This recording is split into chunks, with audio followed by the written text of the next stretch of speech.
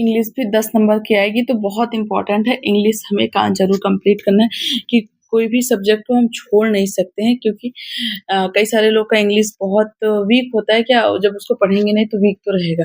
तो हमें इंग्लिश के भी हर टॉपिक को बहुत अच्छे से कंप्लीट करना है। तो इंग्लिश में जैसे 10 से 15 टॉपिक या 12 टॉपिक ऐसे हैं जो बहुत इम्पोर्टेंट है। जैसा पहला टॉपिक है हमारा सेंटेंस, सेंटेंस हमें पढ़ना ही है।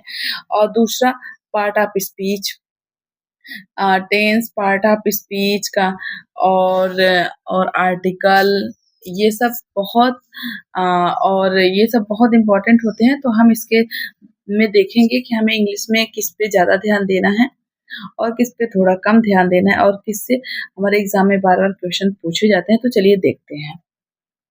जैसे पहला है हमारा टेंस। क्या है टेंस? दूसरा पार्ट ऑफ स्पीच, तीसरा सब्जेक्ट एंड प्रेडिकेट। टेंस और पार्ट ऑफ स्पीच ये दोनों बहुत इंपॉर्टेंट है, तो बहुत अच्छे से नोट कर लीजिएगा और इसको कंप्लीट करना है। Subject and predicate, kind of sentence, उसके बाद है आर्टिकल, उसके बाद है एक्टिव पैसिव। क्या है? Active passive. उसके बाद 7वां नंबर है वन वर्ड सब्स्टिट्यूशन। क्या? One word substitution. उसके बाद है वर्ड फॉर्मेशन और वर्ड पावर। क्या? Word power. ठीक।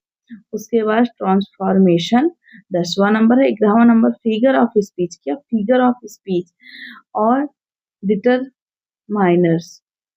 उसके बाद है पंचुएशन। उसके बाद है और उसके बाद डिटर्मिनेशन है। उसके बाद है फोनेटिक्स है। उसके बाद है सबसे लास्ट है सेंटेंस एंड क्लॉज एनालिसिस।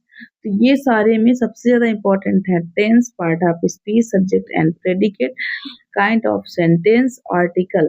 जैसे कि टेंस, पार्ट ऑफ स्पीच और काइंड ऑफ सेंटेंस, आर्टिकल, ये सब में 3-4 टॉपिक है जो बहुत इंपॉर्टेंट है। 10 नंबर में से इसमें से क्वेश्चन पूछेगा ही। तो ये मेन इंपॉर्टेंट टॉपिक है। 10 से लेके 15 टॉपिक्स के नाम मैंने लिखे हैं। तो इसको बहुत इंपॉर्टेंट है, इसको तैयार करना और इससे ही क्वेश्चन बार बार पूछ रहा है। चलिए मिलते हैं नेक्स्ट वीडियो में। बाय बाय, नमस्कार।